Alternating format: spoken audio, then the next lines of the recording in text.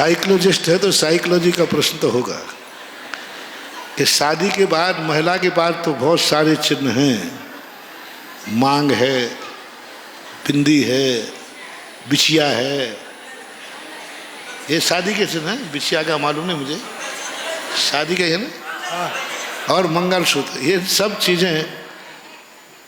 लेकिन पुरुष के बाद क्या है कि इसकी शादी हो गई। पुरुष के बाद क्या है कि वो स्त्री का मंगल करेगा। तो ये व्यवस्थाएं, पुरुष का विश्वास ही सबसे बड़ा मंगल सूत्र है, क्योंकि वह अपने आप में उसके वंश की परंपरा एक ऐसी परंपरा है जिस परंपरा के अंतर्गत इस प्रकार की स्थिति बनती है।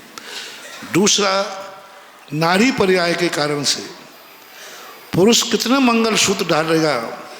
चक्रवर्ती की 96,000 रानियां थीं, मंगलसूत्र कितने डाले? 96,000 मंगलसूत्र पहनेगा।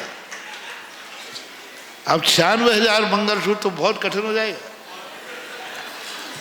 तो एक पुरुष बहुत स्त्रियों को विवाह करने की परंपरा है, इसलिए वह नहीं करता। नारी को चूंकि इसलिए मंगलसूत्र माना जाता है, उनके लिए टैग टू ऑर्डर कि तुम एक विवाह से दूसरा विवाह नहीं कर सकते।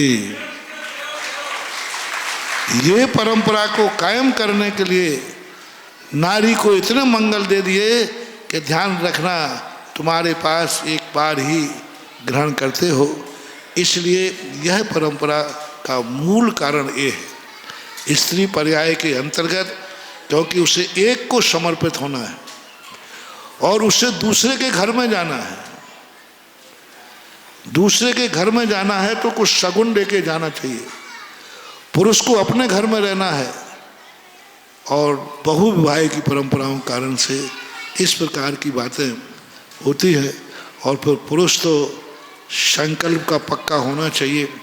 क्षत्रिय होता है कि उसकी वचन ही मंगल होना चाहिए। वचन दे दिया तो दे दिया। गोपाल दास बरैया सब पुरुषों को होना चाहिए।